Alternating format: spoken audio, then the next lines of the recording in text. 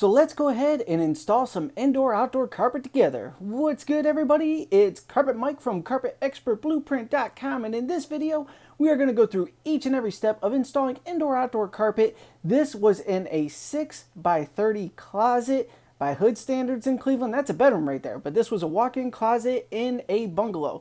So right now we are putting tack strip around the perimeter of the room, getting every bit of it, making sure those little tiny nails are pointing right at the wall, and we want about a fingertip space away from the quarter round or a 1/4 inch away from the quarter round. Make sure you're joining every single piece, working your way all the way around the room, getting the door jambs, all that fun stuff. You're good to go.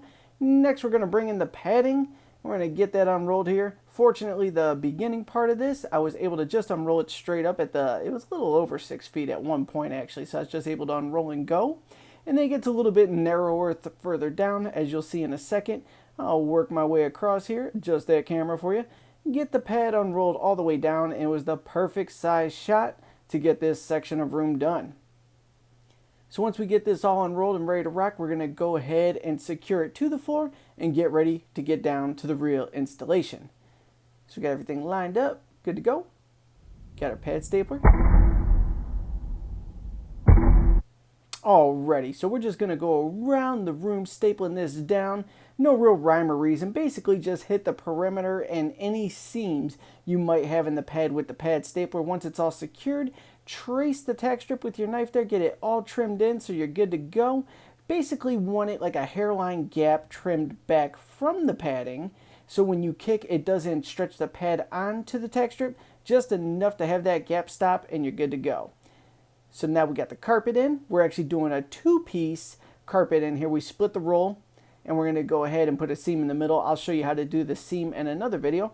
But we're going to unroll the first 6.5 by 15 foot section of carpet here. Get it all flopped out, adjusted so everything's good. And we're going to go ahead and try and net that side wall, but I realized I cut it a little cattywampus, so we got to go up just the slightest bit. And then that back wall over there, we're going to slide it up a few inches along that, so when we kick, we got a little bit of material to work with. So see here, tap, tap, tap, good to go. Alrighty, now let's cut it down, start kicking it down. We're going to go ahead and set the sidewall here.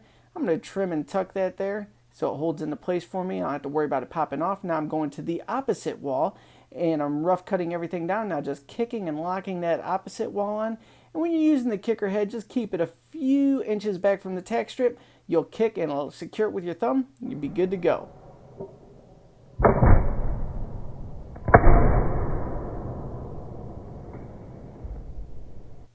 So dramatic there.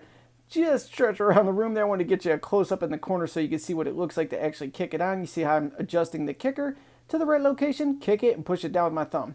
Let's speed things up and lock the rest of this on here, trim and tuck it in.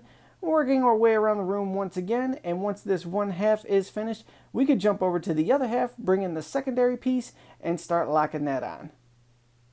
Alrighty, now we're on the second section here. We're going to drag this piece in. This is roughly like a 5 by 15 foot piece of carpet here. We're going to get it on the other side of that stack pipe, rough unroll it all the way down, and just slowly adjust it as we get in there so we're not totally destroying the walls and scraping the paint off of it.